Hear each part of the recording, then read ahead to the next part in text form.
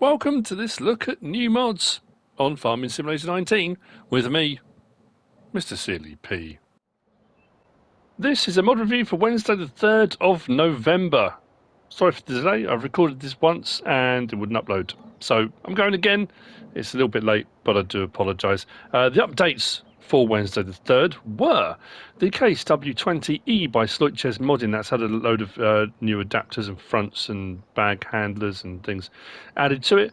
The New Holland T7 LWB Stage 5 by STV Modding. The case IH Puma CVX Tier 3 by STV Modding. The Massey Ferguson 9407S by KRKZ Modding. The Ombu Trailer Pack by Team Modding ARG. Nazif Modding Jonah 3D and Alpinix. The Petinari Trailer Pack by Team Modding ARG. Nazif Modding Jonah 3D and Alpinix. The John Deere 520 Flail Mower by AW Modding Perma Modding ABP Team. The Case IH 4400 Series and New Holland 980 CR Pack by AW Modding Devo Media and ABP Team. And the Cramper Dolly 10L Enhanced by the Lords. All had updates. Now, before everyone starts getting excited, it's not a 3-metre cultivator in front of me, unfortunately. It's a 4. Actually, it's not even a cultivator, is it? No.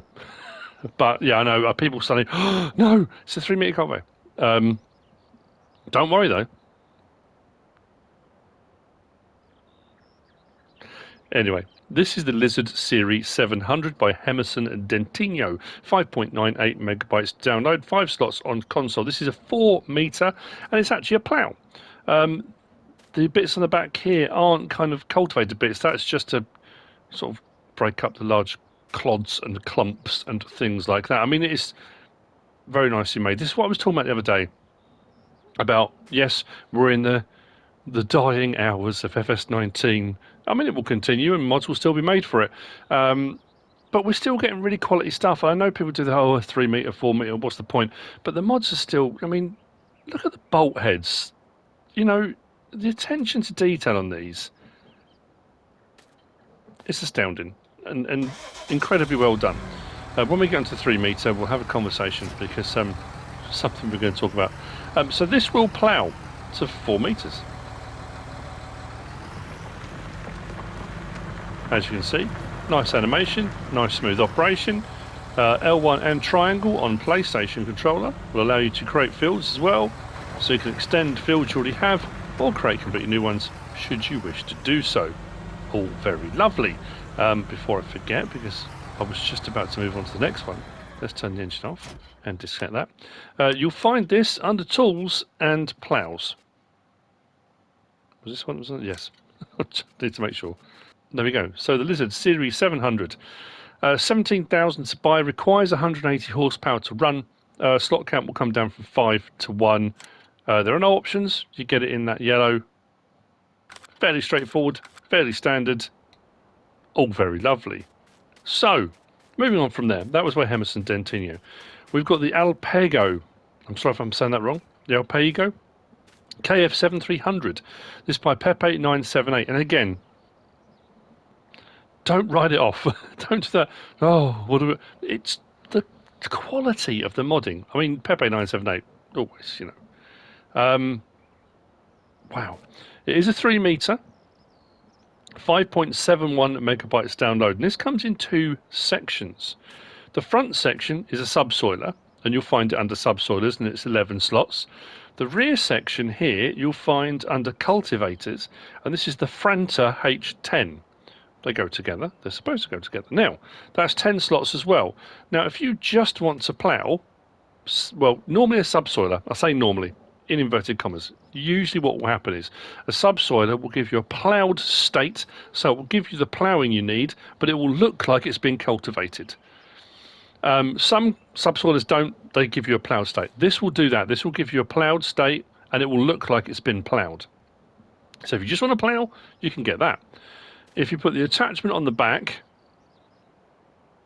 you can then get a subsoiled state, ploughed state, and it will look like it's being cultivated. But you can also raise and lower that, so you don't have to if you don't want to. The argument on in the game, if you're being really picky, is that you can still seed. If you haven't got a direct drill, you can seed on a ploughed state, you can seed on a cultivated state. It doesn't matter. Either one, you can still seed. Realistically, seeding directly onto a ploughed field isn't the best way to go about it. You would want a nice smooth seed bed. That's why cultivating gets done and it kind of gets smoothed out. I'm wondering whether on FS22 that will be a thing, or whether it will still allow you to seed directly onto a ploughed state, considering they got all this new groundwork system. Anyway, so this you'll find, like I say, under cultivators, we've got the Franta H10. 2,500, 3 metres wide, only requires 40 horsepower. I guess you could run, oh no, because it hasn't got 3-point, I'm going to say you could run it on its own. Of course you can't. It needs to attach onto the back. Slot count comes down from 11 to 1. And then the front sections and the subsoilers. The KF7 300, 11 grand, 3 metres wide, requires 160 horsepower. Slot count will come down from, actually the other way around, well, 10 and 11, either way. They both come down to 1. Again, no options on either of these. They come in that, almost like Challenger yellow, really.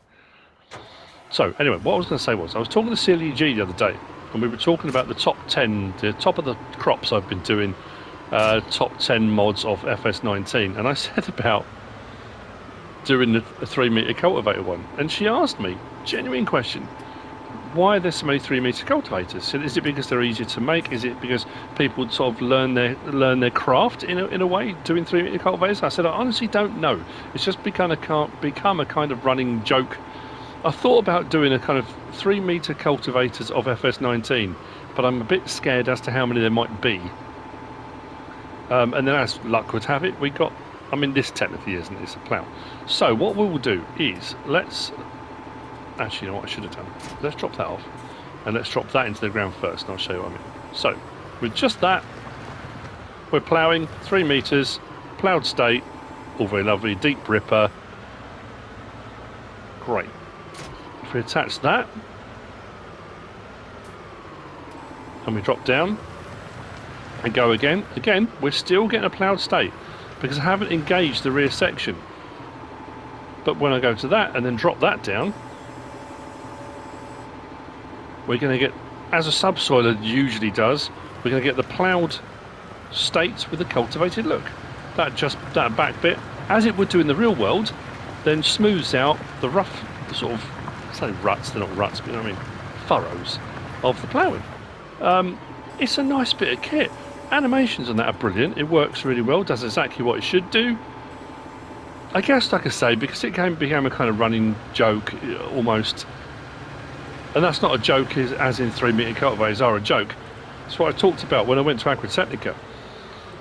In game we go on about, another 3 metre cultivator. When you go and stand by a 3 metre cultivator, they're massive. 3 metres is huge.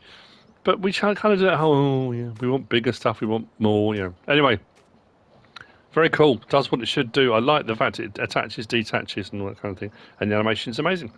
The Alpego KF7 300 by Pepe978. So I know I've kind of waffled on a little bit with that, but a few things I just wanted to say. And the last of the mods for Wednesday, the 3rd of November, is this. We have a facility. Oh, yes.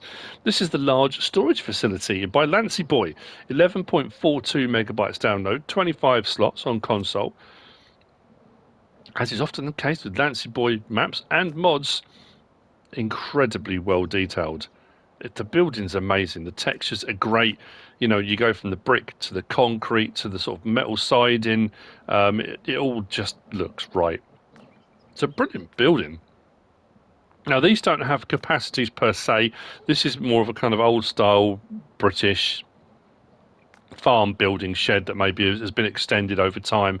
And you can just store crops and grains and things. Now, as far as I'm aware, judging by what it says in the description, it is seasons ready, English style large grain storage, that these are going to have collision so stuff doesn't leak through between. This isn't a silage clamp. I thought it might be. I thought I'd double check. And these lights, as far as I can tell, the exterior lights will come on automatically in the dark, because I have found the light switch, but they only do the interior lights. So as we come round, and tons of room, and if you just want to store, you know, what bales, I mean, the tall bale stackers will unload into there perfectly. We've got a little side shed for put in your silage clamp, gravel bags, fertilizers, things like that. We've got shipping container which does open, so you can store stuff in there if you want to store it in there. Again, all nicely detailed. Come around the side, another addition on there for putting whatever you want in it, really. Like I say, all the different, the ventilation system, say system, but ducts or however you want to refer to them. It looks fantastic. Then we come around to the main building itself. Double doors. Cavernous inside. There is definitely only one light switch here.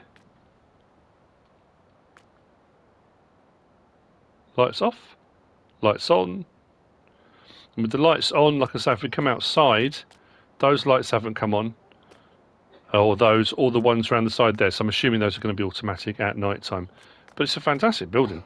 And it's not too expensive either. If we go to our placeables and sheds, 60 grand. I know there are cheaper buildings, that kind of thing, but for the level of detail, the megabyte download, the slot count, and the price, fantastic building that. It's always nice to have a facility, isn't it?